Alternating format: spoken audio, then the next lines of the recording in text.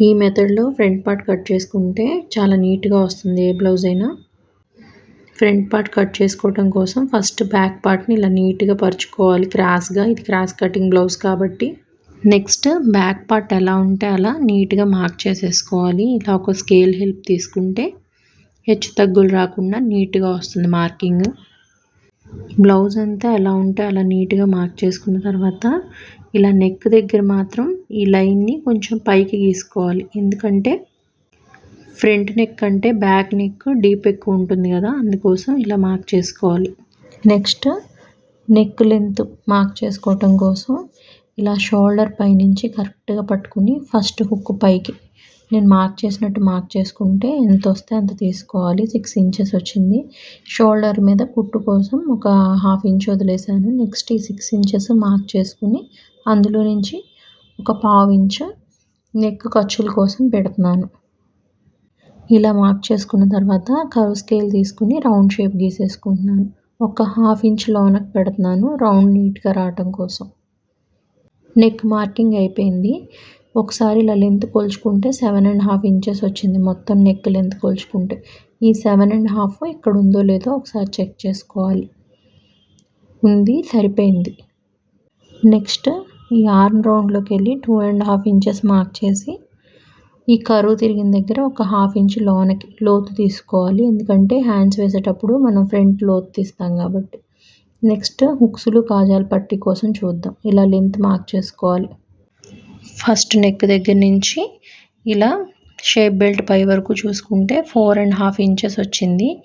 ఆ ½ ఇంచ్ ఖర్చులకు వదిలేసాం కదా, అక్కడి నుంచి పట్టుకుని 4½ ఇంచెస్, ఒక ½ ఇంచ్ ఏమో డాట్స్ కోసం, ఒక ½ ఇంచ్ ఏమో షేప్ బెల్ట్ ఖర్చుల కోసం, మొత్తం 5½ మార్క్ చేశాను. నెక్స్ట్ ఫ్రంట్ పార్ట్ లెంత్ చూద్దాం.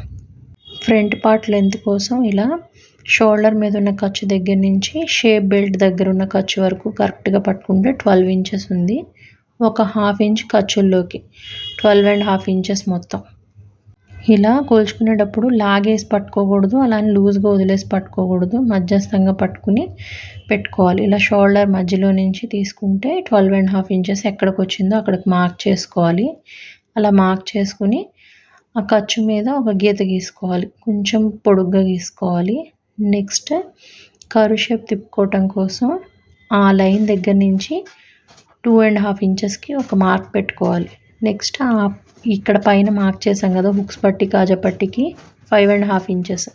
ఆ 5½ ఇంచెస్ నుంచి ఆ 2½ ఇంచెస్ డాట్ వచ్చింది కదా, అక్కడికి ఇలా కర్వ్ షేప్లో గీసుకోవాలి. నెక్స్ట్ ఇప్పుడు చూపిస్తుంది మెయిన్ డాట్ వెడల్పు. ఈ బ్లౌజ్కి అయితే 3 ఇంచెస్ ఉంది.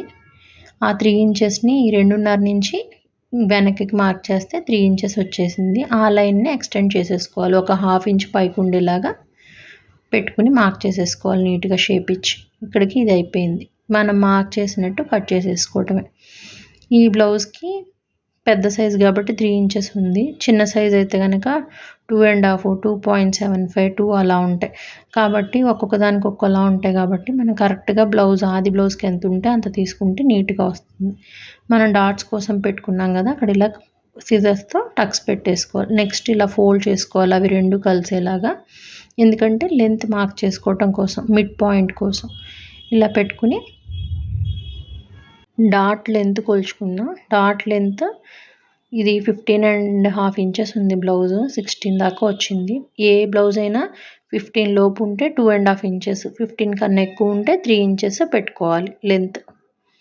పెట్టుకుని ఇలా గీసేసుకోవాలి. నెక్స్ట్ మనం 3 ఇంచెస్ తీసుకున్నాం కదా ఫస్ట్ డాట్ కోసం, దాన్ని ఒక 1½ ఇంచ్ అటువైపు, 1½ ఇంచ్ ఇటువైపు ఉండేలాగా ఇలా ట్రయాంగిల్ షేప్లో మార్క్ చేసేసుకుంటే మెయిన్ డాట్ రెడీ అయిపోతుంది బ్లౌజ్కి. నెక్స్ట్ సెకండ్ డాట్ ఎలా మార్క్ చేయాలో చూద్దాం. నెక్ వైపు నుంచి ఒక ½ ఇంచ్ ఖర్చు వదిలేసి టేప్ని ఇలా పట్టుకోవాలి. ఎంత లెంత్ వస్తే అంతకి హాఫ్కి మడుచుకోవాలి టేప్ని. అక్కడ ఒక పాయింట్ పెట్టుకోవాలి. ఈ సెకండ్ డాట్ లెంత్ మాత్రం ఏ సైజ్ బ్లౌజ్ వాళ్ళకైనా 2½ ఇంచెస్, ఇది గుర్తుంచుకోవాలి. నెక్స్ట్ ఈ డాట్ వెడల్పు కోసం ఫస్ట్ ఖర్చు పెట్టాం కదా ½ ఇంచ్, ఆ ½ ఇంచ్ కవర్ అవ్వాలంటే అటు ½ ఇంచు ఇటు ½ ఇంచు పెట్టాలి. థర్డ్ డాట్ కోసం ఇలా రన్నర్తో ఒకసారి రన్ చేసుకోవచ్చు, లేదా ఫింగర్ హెల్ప్తో పాయింట్ని వెనకకు కూడా వచ్చేలా పెట్టి ఇలా మడుచుకోవాలి. రెండు చోట్ల హెచ్చు తగ్గులు లేకుండా కలిసింది పాయింట్ కింద తీసుకోవాలి. ఆ పాయింట్కి కొంచెం ఒక పావించు క్రాస్గా ఇలా స్కేల్ పెట్టుకుని డాట్కు 3.5 ఇంచెస్, ఇది కూడా అంతే, ఏ సైజు వాళ్ళకైనా 3.5 ఇంచెస్ లెంత్, పావించు అటు పావించు ఇటు ఖర్చు పెట్టి గీసేసుకోవడం. వీడియో నచ్చితే please do like, share and subscribe.